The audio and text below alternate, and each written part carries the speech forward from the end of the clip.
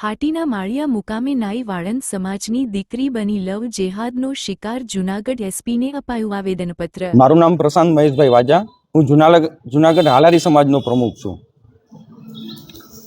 આજરોજ જૂનાગઢ એસપી કચેરીએ અમારા સમાજને બહોળી સંખ્યામાં બધા લોકો અહીંયા ભેગા થયા હતા। બનાવ 11 તારીખનો માળિયા હાટીનામાં અમારા છોકરીને બીજી જ્ઞાતિના મુસ્લિમ સમાજમાંથી છોકરો એને ભગાડીને લઈ ગયો હતો। છોકરી અમારી 19 વર્ષની છે, જેનામાં કાંઈ બુદ્ધિ નથી। ભોલાવીને એને અત્યારે એ છોકરો લઈ ગયો છે। તો સાહેબ પાસે અમારા સમાજે નક્કી કર્યું, એટલે સાહેબ પાસે અમે રજૂઆત કરવા આવ્યા હતા, એસપી સાહેબ પાસે।